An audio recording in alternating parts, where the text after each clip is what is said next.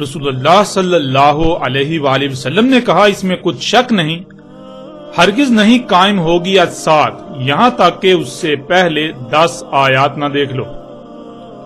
پس رسول اللہ صلی اللہ علیہ وآلہ وسلم نے یاد دلایا، دخان اور دجال اور دابا اور سورج کا اس کے مغرب سے طلوع ہونا اور عیسیٰ ابن مریم صلی اللہ علیہ وآلہ وسلم کا اترنا اور یاجوج اور ماجوج اور 3 مقامات پر زمین کا دنسنا، مغرب سے دنسنا اور مشرق سے دنسنا اور جزیرۃ العرب سے دنسنا، اور آخر میں وہ آگ ہے جو نکالی جائے گی یمن سے۔ اس آگ کی طرف انسان ایسے اکٹھے ہوں گے تمہارے اکٹھے کیے جانے کی جگہ جیسے کتے کسی ہڈی پر اکٹھے ہوتے ہیں، یعنی خطہ شام میں دنیا کے لوگ اس آگ پر ایسے اکٹھے ہوں گے جیسے بھوکے کتوں کے سامنے ہڈی پھینکنے سے وہ اس پر اکٹھے ہو جاتے ہیں اور اسے حاصل کرنے کے لیے ایک دوسرے سے لڑتے، چیرتے، پھاڑتے، چیختے اور داڑتے ہیں۔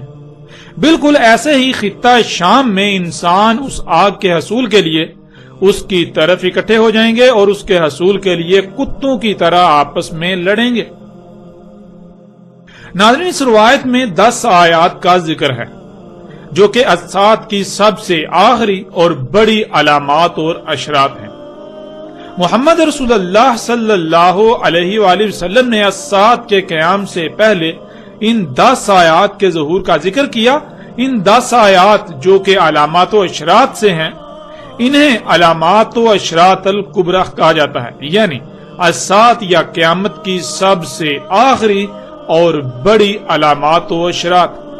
اور محمد رسول اللہ علیہ السلام نے انہی کے بارے میں کہا تھا کہ جب ان میں سے پہلی کا ظہور ہوگا تو یہ تمام کی تمام یکے بعد دیگر ایسے ظاہر ہوں گی جیسے کسی موتیوں کے ہار کا داغا ٹوٹ جانے سے موتی دڑا دڑ گرتے ہیں۔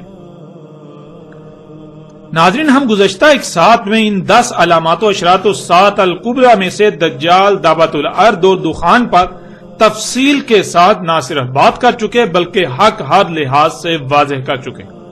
اب ہمارا موضوع ہے وہ آگ جس کا ذکر اسی روایت میں موجود ہے جو کہ الساعۃ کی سب سے آخری اور بڑی علامات و اشراط میں سے ایک ہے۔ اس روایت میں رسول اللہ علیہ السلام نے کہا کہ آخر میں اس آگ کے حصول کے لیے انسان اس کی طرف ایسے اکٹھے ہوں گے جیسے بھوکے کتے کسی ہڈی پر اکٹھے ہوتے ہیں، جو اس کے حصول کے لیے آپس میں لڑتے ہیں، چیختے اور داڑتے ہیں۔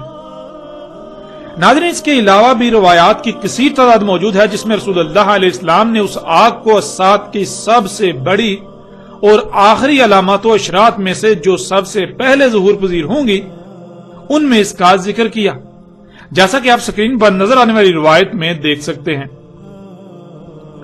رسول اللہ صلی اللہ علیہ وآلہ وسلم نے کہا، وہ وجوہات جن کی بنا پر الساعۃ یعنی انسانوں پر آخری بڑی عظیم تباہی آئے گی، اس کی پہلی وجوہات میں سے وہ آگ ہے جو مشرق سے نکلے گی، یعنی مشرق سے نکالی جائے گی، یعنی اس آگ کا نکالا جانا پہلی اشراط الساعۃ میں سے ہے۔ لیکن اس آگ کے حصول کے لیے اس کی طرف دنیا کے انسانوں کا ایسے اکٹھے ہونا جیسے بھوکے کتے ہڈی کے حصول کے لالچ میں کسی ہڈی کی طرف دوڑتے ہیں، اس پر اکٹھے ہوتے ہیں، پھر آپس میں لڑتے، چیختے، چلاتے، دھاڑتے ہیں، ایک دوسرے کو کاٹتے ہیں، یہ سب سے آخر میں ہوگا۔ یعنی جب ایسا ہوگا تب الساعۃ کی یہ تمام 10 کی 10 آیات ظاہر ہو چکی ہوں گی۔ تو ناظرین، بڑھتے ہیں آگے اور آپ پر یہ واضح کرتے ہیں کہ وہ آگ کیا ہے، کہاں سے اور کیسے نکالی جائے گی، اس کے فائدے اور نقصانات کیا ہوں گے، ان سمیت جتنے بھی سوالات ہیں، اور محمد رسول اللہ علیہ السلام نے اس آگ کے بارے میں جو رہنمائی کی اس کو آپ کے سامنے بالکل کھول کر واضح کرتے ہیں۔ تو ناظرین، اس وقت آپ کو سکرین پر روایت نظر آ رہی ہے۔ رسول اللہ صلی اللہ علیہ وآلہ وسلم نے کہا کوئی بھی ایسی ذات نہیں جس کی بات مانی جائے، جس کی غلامی کی جائے مگر اللہ۔ ویل ہے عرب کے لیے اس شر سے، تحقیق جو آیا ہی چاہتا ہے۔ کھل گئی آج ردم یاجوج اور ماجوج کی، اس کے مثل اور دائرہ بنایا انگوٹھے اور شہادت کی انگلی سے۔ پوچھا گیا کہ کیا ہم ہلاک ہو جائیں گے اور ہم میں ہوں گے اصلاح کرنے والے؟ جواب دیا ہاں، جب خبث کی کثرت ہو جائے گی، یعنی جب غیر فطرتی اشیاء کی کثرت ہو جائے گی۔ ناظرین، القاریہ ہو، یاجوج اور ماجوج ہوں، فتنہ دجال ہو یا عربوں کے لیے دنیا و آخرت میں ہلاکت، ان سب کا بنیادی تعلق اس روایت میں بیان کر دیا گیا، اور وہ رسول اللہ صلی اللہ علیہ وآلہ وسلم نے اس شر کی طرف اشارہ کیا اور اس وقت کہا وہ شر قریب ہی آ گیا ہے۔ جب ہم قرآن میں اور روایات میں غور و فکر کریں، آخر الزماں کے حوالے سے تمام روایات کو جمع کریں تو اس کی جو ترتیب بنتی ہے ہم اسے آپ کے سامنے رکھیں گے، اس کی روشنی میں واضح کریں گے کہ وہ شر کیا تھا۔ یعنی ان روایات میں رسول اللہ صلی اللہ علیہ وآلہ وسلم نے بتایا کہ وہ شر جو عربوں کے لیے دنیا و آخرت میں تباہی کا باعث بنے گا وہ کیا شے ہے۔ اس روایت میں واضح ہو جاتا ہے کہ رسول اللہ صلی اللہ علیہ وآلہ وسلم نے اس شر کو یاجوج اور ماجوج کے کھلنے سے مشروط کر دیا اور کہا کہ آج یاجوج اور ماجوج کی ردم انگلی اور انگوٹھے کو ملانے سے جو دائرہ بنتا ہے اتنی کھل گئی، اور جیسے ہی وہ پوری کھل گئی تو عربوں کے لیے ایک شرط سے دنیا و آخرت میں ویل ہوگی۔ آئندہ ایک ساتھ میں جب بات کی جائے گی یاجوج اور ماجوج کے موضوع پر تو یہ بات بالکل صراحت کے ساتھ کھل کر واضح ہو جائے گی کہ یاجوج اور ماجوج نہ صرف کھل چکے بلکہ جو کچھ قرآن میں اور رسول اللہ صلی اللہ علیہ وآلہ وسلم کے الفاظ سے ان کے بارے میں ملتا ہے وہ سب یاجوج اور ماجوج نے انجام بھی دے دیا، اور اب تو وقت بالکل آخری پہر میں داخل ہو چکا ہے۔ ناظرین، جب یاجوج اور ماجوج کب کے کھل چکے تو پھر جس شر سے عربوں کے لیے ویل تھی، دنیا و آخرت میں عظیم ہلاکت، جس کے بارے میں رسول اللہ صلی اللہ علیہ وآلہ وسلم نے آگاہ کیا تھا، وہ شر بھی نظر آنا چاہیے اور اسے آج موجود ہونا چاہیے۔ ناظرین، اس شر کی نشاندہی کے لیے، اس شر کو بالکل کھول کر واضح کرنے کے لیے فتنوں سے متعلق روایات کو جمع کیا جائے تو نہ صرف بالکل ہر لحاظ سے اس شر کی وضاحت ہو جاتی ہے، وہ شر واضح ہو جاتا ہے، بلکہ کم سے کم فہم و عقل والے شخص کے لیے بھی اسے سمجھنے میں رائی برابر بھی مشکل پیش نہیں آتی۔ وہ شر کون سا تھا اور ہے، اس کا رسول اللہ صلی اللہ علیہ وآلہ وسلم نے مختلف پہلوں سے ذکر کیا اور اتنی صراحت کے ساتھ ذکر کیا کہ کم سے کم فہم انسان کے لیے بھی جاننا انتہائی آسان ہو جائے۔ لیکن آج حقیقت تو یہ ہے کہ ہر کوئی اس سے غافل ہے، جس سے یہ بھی واضح ہو جاتا ہے کہ رسول اللہ صلی اللہ علیہ وآلہ وسلم نے کیوں اتنی صراحت کے ساتھ کھول کھول کر ہر پہلو سے اس شر کی وضاحت کر دی تھی۔ اور ناظرین، آپ باتیں ہیں ان روایات کی طرف اور ترتیب سے ان روایات کی روشنی میں حق آپ کے سامنے رکھتے ہیں۔ اگلی روایت سکرین پر آپ کو نظر آ رہی ہے، جس میں محمد رسول اللہ علیہ السلام کے الفاظ کچھ یوں ہیں۔ رسول اللہ صلی اللہ علیہ وآلہ وسلم نے عربوں کے لیے کہا، آگ کے حصول کے لیے تمہارا قصد کیا جائے گا، یعنی دنیا والے تمہارے پیچھے پڑیں گے، ان کا مقصد آگ کا حصول ہوگا، جسے حاصل کرنے کے لیے وہ کسی بھی حد تک جائیں گے، خواہ اس کے لیے انہیں کچھ بھی کرنا پڑے، خواہ اس کے حصول کے لیے تمہیں کشت و خون میں نہلایا جائے یا لالچ دے کر تم سے وہ آگ حاصل کی جائے، اس آگ کے حصول کے لیے تمہارے پیچھے پڑا جائے گا۔ وہ آگ آج اس وقت ٹھنڈی حالت میں پڑی ہے ایک وادی میں جسے برہوت کہا جاتا ہے۔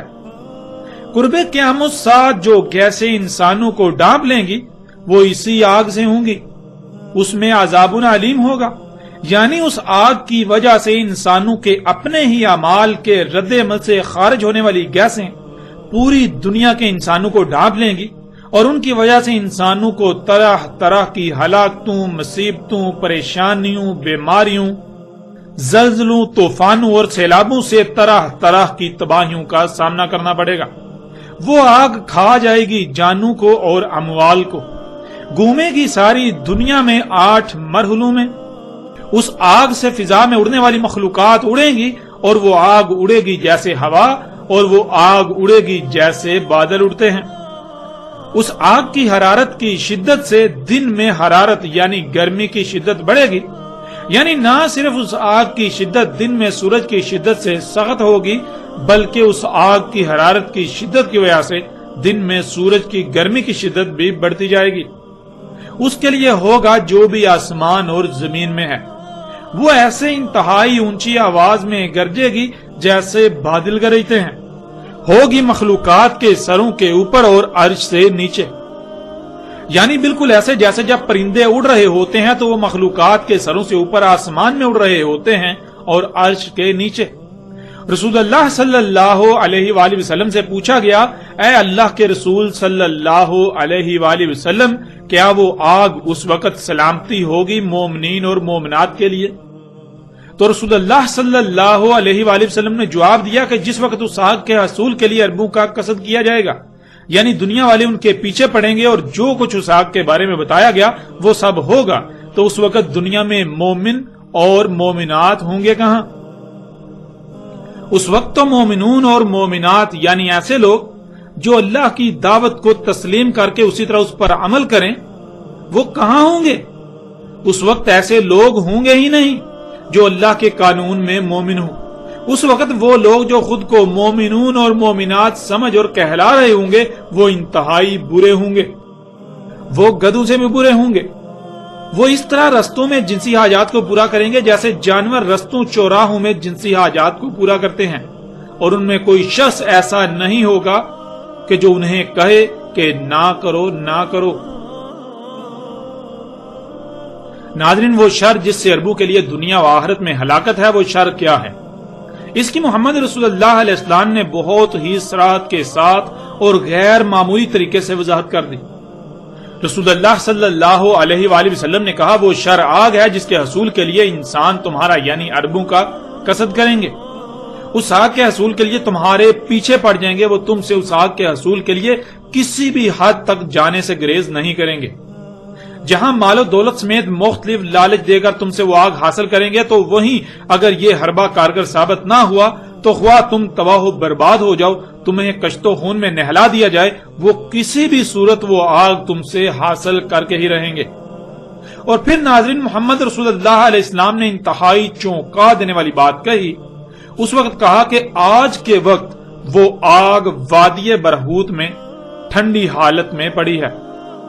اور پھر ناظرین، وادی برہوت کیا ہے؟ اس کی وضاحت بھی روایات سے مل جاتی ہے. ایک روایت میں بالکل واضح کر دیا گیا کہ وادی برہوت وادی حضر موت کو کہا جاتا ہے، جیسا کہ روایت آپ کو سکرین پر نظر آ رہی ہے. وادی حضر موت کو وادی برہوت کہا جاتا ہے. ناظرین، اس کے علاوہ بھی محمد رسول اللہ علیہ السلام نے مختلف مقامات کا ذکر کیا جہاں وہ آگ موجود ہے اور وہاں سے نکالی جائے گی.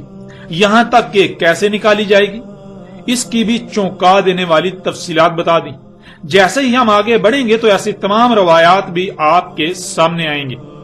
لیکن یہاں سوال یہ پیدا ہوتا ہے کہ کیا ناظرین آج ایسی آگ اپنا وجود رکھتی ہے جو محمد رسول اللہ علیہ السلام کے وقت زمین میں ٹھنڈی پڑی تھی اور آج انسانوں کو حاصل ہو چکی؟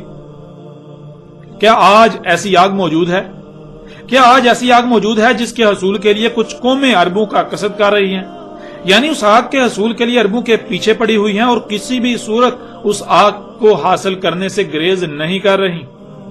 کہ آج کوئی ایسی آگ موجود ہے جس کے حصول کے لیے غیر عرب قومیں اربوں کو مختلف لالچ دے کر، مال و دولت سے اور طرح طرح کے لالچ دے کر ان سے وہ آگ حاصل کر رہی ہیں؟ کیا آج کوئی ایسی آگ موجود ہے جس کے حصول کے لیے عرب دنیا کو کشت و خون میں نہلایا جا رہا ہے؟ ناظرین، جب غور کریں تو دہلا دینے والے حقائق آج پوری دنیا کے سامنے ہیں.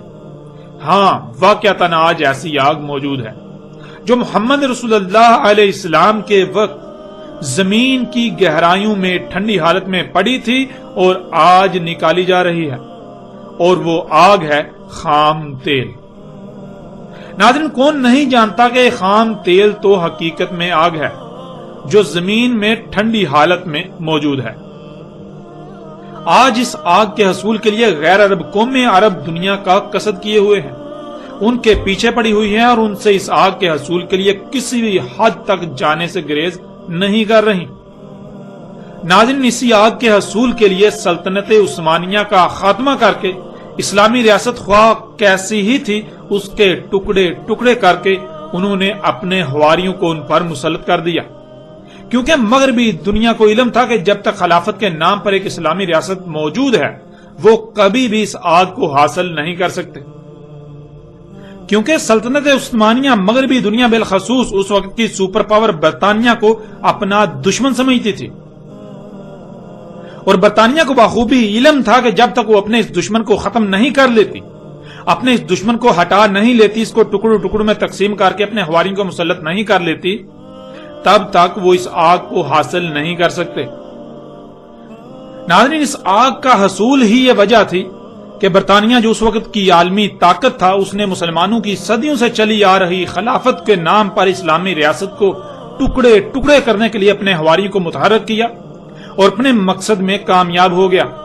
جہاں اس نے امت محمد میں طرح طرح کے عقائد و نظریات کو پروان چڑھانے کے لیے اپنے تمام تر حربے استعمال کیے، تو وہیں اس نے طرح طرح کے سیاسی گروہوں کو پروان چڑھایا اور ایسا جال بن دیا کہ خود کو امت محمد کہلوانے والے جو اللہ کی اس امانت زمین کے محافظ تھے، وہ یہ بھول گئے کہ وہ اللہ کی اس امانت زمین کے محافظ ہیں۔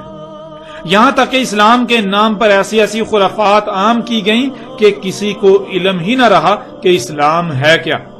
برطانیہ نے اس آگ کے حصول کے لیے ہر وہ اقدام کیا جہاں سے اسے یہ خطرہ تھا کہ کل کو اس کے رستے میں کوئی رکاوٹ بن سکتا ہے۔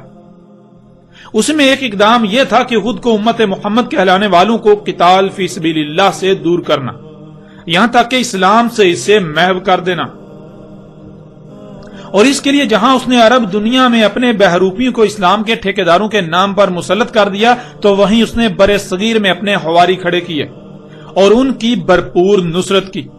انہی میں ایک مرزا غلام احمد قادیانی اللہ کا رسول مسیح عیسیٰ ابن مریم ہونے کا دعوے دار بھی تھا، جو اللہ کے قانون میں بدترین مشرک اور اپنے دعوے میں سخت ترین جھوٹا اور اللہ کا دشمن تھا۔ آئندہ ایک ساتھ میں اسی موضوع کے تحت ایسے دلائل کے ساتھ بات ہوگی کہ دنیا قادیان منہ چھپانے کے قابل بھی نہ رہے گی۔ مرزا غلام احمد قادیانی کذاب کی حقیقت ہر لحاظ سے کھل کھل کر واضح ہو جائے گی، جسے دنیا قادیان چاہ کر بھی غلط ثابت نہیں کر سکے گی، اور دنیا قادیان اپنا منہ چھپانے کے قابل بھی نہیں رہے گی۔ ناظرین، اسی آگ کے حصول کے لیے مغربی دنیا نے ہر طرح کے حربے استعمال کیے اور آج بھی کر رہے ہیں۔ مثلا آپ آج اپنی آنکھوں سے دیکھ سکتے ہیں کہ اگر اسے اس آگ کے حصول کے لیے مال و دولت اور عیاشیوں کا لالچ عرب دنیا کے لیے کارگر ثابت ہو رہا ہے تو وہ ایسا ہی کر رہے ہیں۔ آپ سعودی عرب، متحدہ عرب امارات، قطر، بحرین سمیت عرب دنیا کو دیکھ سکتے ہیں، ان پر وہ اپنے انعامات کی بارش کر رہے ہیں۔ اور ناظرین، اس سے بھی بڑھ کر حیران کن بات تو یہ ہے، اور یہ اٹل حقیقت ہے، کہ ان تمام عرب ریاستوں کی حفاظت کی ذمہ داری آج امریکہ کی سرپرستی میں مغربی دنیا کے ذمہ ہے۔ کوئی بھی عرب دنیا کی طرف میلی آنکھ سے نہیں دیکھ سکتا، اور اس کے برعکس جہاں یہ لالچ کارگر ثابت نہیں ہوتے، یا جس حواری کی آنکھیں کھل جاتی ہیں اور وہ حقیقت کو سمجھ جاتا ہے کہ وہ تو امریکہ کی سرپرستی میں مغربی دنیا کے ایک کتے کی حیثیت رکھتا ہے، انہوں نے اپنے مفادات کے تحفظ اور اس کے حصول کے لیے اسے پال رکھا ہے، جب اس پر یہ حقیقت کھلتی ہے، اور اس حقیقت کے کھلنے پر جیسے ہی اس میں بغاوت کے اثرات نظر آتے ہیں تو صدام اور قذافی سمیت کئی مثالیں آپ اپنی آنکھوں سے دیکھ رہے ہیں۔ ایسا کرنے والوں کی حفاظت تو دور، خود ان کی ریاستوں پر بارود کی بارش کر کے برباد کیا جاتا ہے، عوام پر کارپیٹ بمباری کی جاتی ہے، طرح طرح کے ہتھیاروں کو آزما کر دنیا میں اپنے اسلحے اور قوت کی نہ صرف نمائش کی جاتی ہے بلکہ یوں انہیں اسلحے کے گاہک ملتے ہیں۔ کمزور ریاستیں اپنے دشمنوں سے حفاظت کے لیے ان سے معاہدے کرتی ہیں، اور وہ ہر طرح سے اپنے مفادات کے حصول میں کامیاب ہوتے ہوئے نظر آتے ہیں۔ اور ناظرین، جہاں معاملات اس سے بھی زیادہ گمبھیر ہوں تو آج آپ یمن، شام، لیبیا، عراق سمیت باقی ایسی عرب ریاستوں کو دیکھ سکتے ہیں کہ وہاں کس قدر کچھ تو خون کیا جا رہا ہے۔ تو ناظرین آج یہ حقیقت آپ اپنی آنکھوں سے دیکھ رہے ہیں۔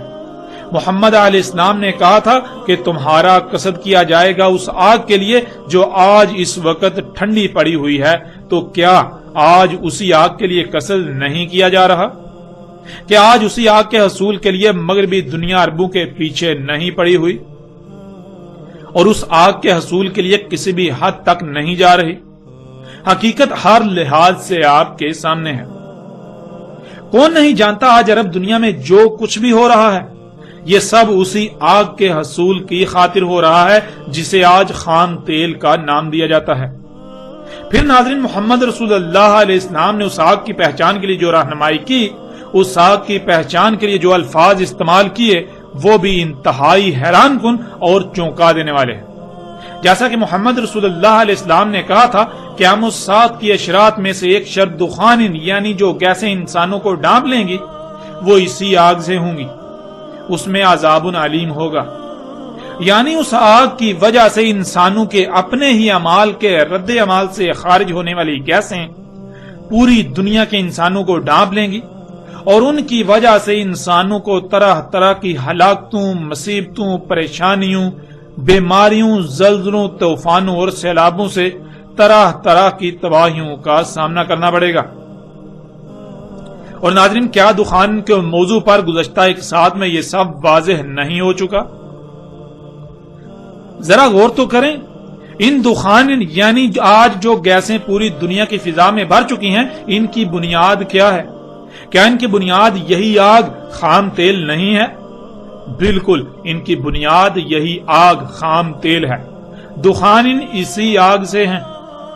دعوت الارض انسان کے اپنے ہی ہاتھوں سے اللہ کے مقابلے پر خلق کردہ سواری کے ذرائع جو تیر کر، رینگ کر، چل کر اور اڑ کر حرکت کر رہے ہیں، جو پوری دنیا میں آج دندناتے پھر رہے ہیں، اور جس ایندھن کے جلنے سے یہ طرح طرح کی گیسیں خارج کرتے ہیں، وہ جس ایندھن سے چلتے ہیں وہ ایندھن مختلف اقسام کا پیٹرول ہو یا ڈیزل یا پھر کیروسین یعنی مٹی کا تیل، یہ سب کا سب خام تیل سے ہی اخذ کیا جا رہا ہے۔ کارخانے جس ایندھن سے چلتے ہیں وہ اسی خام تیل سے اخذ کیا جا رہا ہے۔ ان کے علاوہ جہاں جہاں سے بھی یہ گیسیں خارج ہو رہی ہیں ان کی بنیاد یہی خام تیل ہے، یعنی وہ آگ جس کا ذکر آج سے 14 صدیاں قبل محمد رسول اللہ علیہ السلام نے کیا تھا۔ اس وقت محمد رسول اللہ علیہ السلام نے کہا تھا کہ آج وہ آگ زمین کی گہرائیوں میں ٹھنڈی حالت میں پڑی ہے۔ پھر ناظرین محمد رسول اللہ علیہ السلام نے کہا تھا وہ آگ کھا جائے گی جانوں کو اور اموال کو۔ ناظرین غور کریں کہ آج یہی آگ پوری دنیا میں جانوں اور اموال کو نہیں کھا رہی؟ ذرا غور تو کریں، آج دنیا میں ہونے والی تمام کی تمام جنگیں کیا اسی وجہ سے نہیں ہو رہی؟ ان کی وجہ یہی آگ نہیں ہے جن میں لاکھوں نہیں کروڑوں جانوں کا نقصان ہو رہا ہے اور شہروں کے شہر کھنڈرات میں بدل رہے ہیں۔ اس کے علاوہ زمین سے اس آگ کے نکالے جانے کی وجہ سے زمین کھوکھلی ہو رہی ہے، جس سے زمین جگہ جگہ سے دنس رہی ہے۔ پھر اسی کی وجہ سے جو گیسیں پوری دنیا کی فضا میں بھر چکی ہیں، جن کی وجہ سے طرح طرح کی تباہیوں میں وسیع پیمانے پر جانی اور مالی نقصانات ہو رہے ہیں۔ پھر جن مشینوں سے پہاڑوں کو کاٹا جا رہا ہے ان کی بنیاد بھی کیا یہی آگ نہیں ہے؟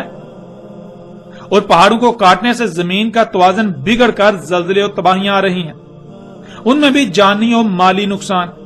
اسی آگ کی وجہ سے موسموں کا نظام درہم برہم اور درجہ حرارت دن بدن بڑھتا چلا جا رہا ہے۔ اس کی وجہ سے بھی طرح طرح کی تباہیوں میں جانی اور مالی نقصان۔ یوں اس آگ کے نقصانات پر بات کی جائے تو الفاظ ختم ہو جائیں، آپ بات کرتے کرتے تھک جائیں، لیکن اس آگ کے نقصانات کو گن نہ پائیں۔ آج یہ آگ پوری دنیا میں جانوں اور اموال کو کھا رہی ہے۔ یوں محمد علیہ السلام کے آج سے 14 صدیاں قبل کہے گئے یہ الفاظ آج بالکل سچ ثابت ہو رہے ہیں۔ نہ صرف سچ ثابت ہو رہے ہیں بلکہ آج سچ ثابت ہو چکے ہیں۔ اسی آگ کی وجہ سے آج موسموں کا نظام، فضاؤں کا نظام درہم برہم ہو چکا۔ درجہ حرارت دن بدن بڑھتا چلا جا رہا ہے، جس سے گلیشیئر پگھلتے جا رہے ہیں۔ پھر آہستہ آہستہ زمین پر تمام پانی بخارات بن کر اٹھ جائے گا۔ زمین کا درجہ حرارت دن بدن بڑھنے سے یہ جہنم بن جائے گی، وہی جہنم جس کا آپ سے وعدہ کیا گیا۔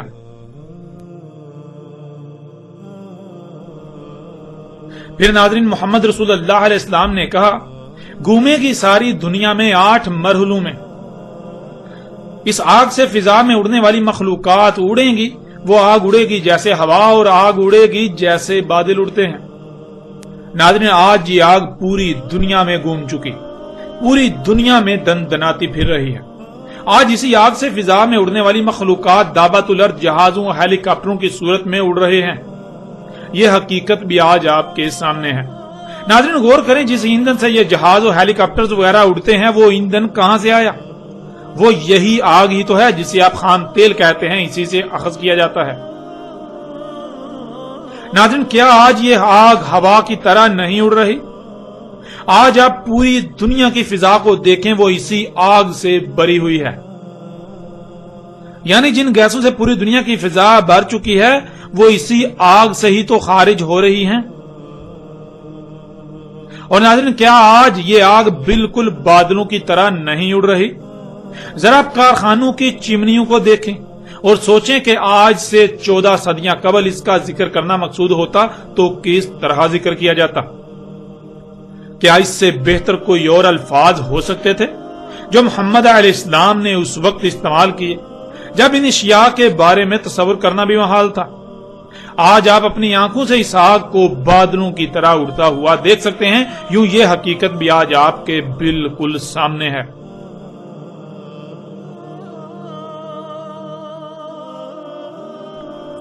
پھر ناظرین محمد علیہ السلام نے کہا اس آگ کی حرارت کی شدت سے دن میں حرارت یعنی گرمی کی شدت بڑھے گی، یعنی نہ صرف اس آگ کی شدت دن میں سورج کی شدت سے سخت ہوگی بلکہ اس آگ کی حرارت کی شدت کی وجہ سے دن میں سورج کی گرمی کی شدت بھی بڑھتی جائے گی۔ تو ناظرین ذرا غور کریں، کیا آج اسی آگ خام تیل سے خارج ہونے والی گیسوں کی وجہ سے درجہ حرارت دن بدن نہیں بڑھ رہا؟ کیا آج اسی کی وجہ سے آسمان میں سوراخ نہیں ہو چکا جس کی وجہ سے سورج سے خارج ہونے والی خطرناک ترین لہریں زمین پر آ رہی ہیں؟ اور نہ صرف درجہ حرارت کی شدت میں اضافہ ہوتا چلا جا رہا ہے بلکہ موسموں میں غیر معمولی تغیر و تبدل جس کی وجہ سے زمین پر تمام مخلوقات کو طرح طرح کی تباہی اور نقصانات کا سامنا کرنا پڑ رہا ہے۔ یوں ناظرین یہ حقیقت بھی آج آپ کے سامنے ہے، اور آج آپ اپنے اخبارات کو ٹٹولیے، آپ کو جگہ جگہ یہ خبریں ملیں گی کہ آج جو دنیا میں درجہ حرارت بڑھتا ہی چلا جا رہا ہے اس کی بنیادی وجہ یہی آگ ہے۔ اسی آگ سے خارج ہونے والی طرح طرح کی زہریلی گیسیں جو آپ کے کارخانوں، آپ کی گاڑیوں وغیرہ سے خارج ہو رہی ہیں۔ پھر آگے محمد رسول اللہ علیہ السلام نے کہا اس کے لیے ہوگا جو بھی آسمان اور زمین میں ہے وہ ایسے انتہائی اونچی آواز میں گرجے گی جیسے بادل گرجتے ہیں، ہوگی مخلوقات کے سروں کے اوپر اور عرش سے نیچے، یعنی بالکل ایسے کہ جب پرندے اڑ رہے ہوتے ہیں تو وہ مخلوقات کے سروں سے اوپر ہوتے ہیں اور آسمان میں اور عرش کے نیچے۔ ناظرین ذرا غور تو کریں، آج یہ آگ پرندوں کی طرح مخلوقات کے سروں سے اوپر اور عرش کے نیچے جہازوں اور ہیلی کاپٹروں کی صورت میں اڑتے ہوئے ایسی زوردار اور گرجدار آواز پیدا نہیں کر رہی جو بادلوں کے گرجنے سے پیدا ہوتی ہے۔ آپ ہیلی کاپٹر اور جہازوں کی آوازوں کو سنیں اور پھر آپ سے وہی سوال کہ اگر آج سے 14 صدیاں قبل اس کا ذکر کرنا مقصود ہوتا تو کیا اس سے احسن کوئی اور مشابہت ہو سکتی تھی؟ کیا اس سے احسن کوئی اور الفاظ ہو سکتے تھے؟ بالکل ایسی ہی آواز جیسے بادل گرجتے ہیں۔ یوں یہ حقیقت بھی آج آپ کے سامنے ہے۔ اب ناظرین آگے محمد رسول اللہ علیہ السلام کے انتہائی چونکا دینے والے اور دہلا کر رکھ دینے والے الفاظ ہیں۔ جب محمد رسول اللہ علیہ السلام اس آگ کے بارے میں یہ سب کھول کھول کر بتا چکے تو سامنے موجود اصحاب رسول علیہ السلام کو اس وقت کی سنگینی کا شدت سے احساس ہوا کہ ایسے سخت ترین وقت میں کس طرح محفوظ رہا جا سکتا ہے، کیسے ممکن ہو سکتا ہے۔ تو اسی خدشے کے پیش نظر انہوں نے رسول اللہ علیہ السلام سے پوچھا اور پھر رسول اللہ علیہ السلام نے کیا جواب دیا یہ بھی آپ کے سامنے ہے۔ رسول اللہ صلی اللہ علیہ وآلہ وسلم سے پوچھا گیا، اے اللہ کے رسول صلی اللہ علیہ وآلہ وسلم، کیا وہ آگ اس وقت سلامتی ہوگی مومنین اور مومنات کے لیے تو رسول اللہ صلی اللہ علیہ وآلہ وسلم نے جواب دیا کہ جس وقت اس آگ کے حصول کے لیے اربوں کا قصد کیا جائے گا، یعنی دنیا والے ان کے پیچھے پڑیں گے اور جو کچھ اس آگ کے بارے میں بتایا گیا وہ سب ہوگا، تو اس وقت دنیا میں مومنون اور مومنات ہوں گے کہاں؟ اس وقت تو مومنون اور مومنات یعنی ایسے لوگ جو اللہ کی دعوت کو تسلیم کرتے، اس دعوت کو تسلیم کر کے اس پر اسی طرح عمل کرتے، وہ ہوں گے ہی کہاں؟ اس وقت تو ایسے لوگ ہوں گے ہی نہیں، یعنی اس وقت تو کوئی مومن ہوگا ہی نہیں، اس وقت ایسے لوگ ہوں گے ہی نہیں جو اللہ کے قانون میں مومن ہوں۔ اس وقت وہ لوگ جو خود کو مومنون اور مومنات سمجھ اور کہلا رہے ہوں گے وہ انتہائی برے ہوں گے، وہ گدھوں سے بھی برے ہوں گے، وہ ایسے رستوں میں جنسی حاجات کو پورا کریں گے جیسے جانور رستوں میں جنسی حاجات کو پورا کرتے ہیں، اور ان میں کوئی شخص ایسا نہیں ہوگا جو انہیں کہے کہ نہ کرو نہ کرو۔ ناظرین، آج جب یہ بات روز روشن کی طرح عیاں ہو چکی کہ یہی وہ آگ ہے جس کا ذکر آج سے 14 صدیاں قبل محمد رسول اللہ علیہ السلام نے کیا تھا، جسے آج خام تیل کہا جاتا ہے، اور وہ سب بھی ہو چکا اور ہو رہا ہے جس کا ذکر محمد رسول اللہ علیہ السلام نے کیا تھا، اور پھر یہ کہا اس وقت کوئی مومن ہوگا ہی نہیں۔ لیکن ناظرین، سوال تو یہ پیدا ہوتا ہے کہ جب آج وہی وقت ہے اور محمد رسول اللہ علیہ السلام کے بقول آج کوئی مومن ہونا ہی نہیں تھا، تو پھر آج وہ لوگ جو 2 ارب کے قریب ہیں وہ کس بنیاد پر مومن ہونے کے دعوے دار بنے ہوئے ہیں؟ ناظرین، یہ حقائق بہت تلخ ہیں۔ اگر یہ لوگ اللہ کے قانون میں مومن ہے تو اس کا مطلب ہے کہ محمد علیہ السلام جھوٹے تھے، اور ایسا تو ہو ہی نہیں سکتا کہ محمد علیہ السلام جھوٹے اور یہ لوگ سچے ہوں، کیونکہ محمد علیہ السلام کی سچائی کا اس سے بڑھ کر اور کیا ثبوت ہو سکتا ہے کہ جو کچھ انہوں نے آج سے 14 صدیاں قبل کہا آج عین اسی طرح ہو رہا ہے۔ یہ الفاظ محمد علیہ السلام کے الفاظ نہیں تھے، بلکہ محمد علیہ السلام کی زبان میں اس وقت اللہ بول رہا تھا۔ اس وقت اللہ سبحانہ و تعالی محمد علیہ السلام کی صورت میں انسانوں سے کلام کر رہا تھا، تو اللہ کے الفاظ، اللہ کی بات کیسے جھوٹ ہو سکتی ہے، کیسے غلط ہو سکتی ہے؟ تو پھر ناظرین، بالکل صاف ظاہر ہے محمد علیہ السلام سچے تھے، اور ان کے قول کے عین مطابق آج مومن ہونے کے دعوے دار مومن نہیں ہیں بلکہ بدترین مشرک ہیں۔ ان کی مثال بھی گزشتہ امتوں کی سی ہے۔ ہند میں بسنے والی بت پرست قوم جو گزشتہ 5000 سال سے خود کو مومن ہی سمجھ رہی ہے، وہ ایشور یعنی اللہ کے چہیتے ہیں۔ یہی حال بدھ مذہب عقائد کے حامل لوگوں کا ہے، یہی حال یہود کا ہے۔ وہ آج بھی یہی کہتے ہیں کہ صرف اور صرف وہی اللہ کے چہیتے ہیں، وہی حق پر ہیں، وہی جنت میں جائیں گے، ان کے علاوہ باقی سب کافر ہیں، وہ جہنم میں جائیں گے۔ یہی حال نصارہ کا ہے، اور جو روش انسانوں کی چلتی آئی اسی کو موجودہ امت نے بھی برقرار رکھا۔ اللہ کے قانون میں یہ بدترین مشرک ثابت ہو چکے ہیں، لیکن یہ بھی گزشتہ امتوں کی طرح خود کو زبردستی مومن منوانے پر ڈٹے ہوئے ہیں۔ ناظرین، مومن تو اللہ کا اسم ہے۔ مومن کہتے ہیں جو بھی کہا گیا، جیسے کہا گیا، فوراً نہ صرف اسے دل سے بغیر کسی کراہت کے تسلیم کرنا بلکہ اپنے عمل سے اس کی تصدیق کرنا۔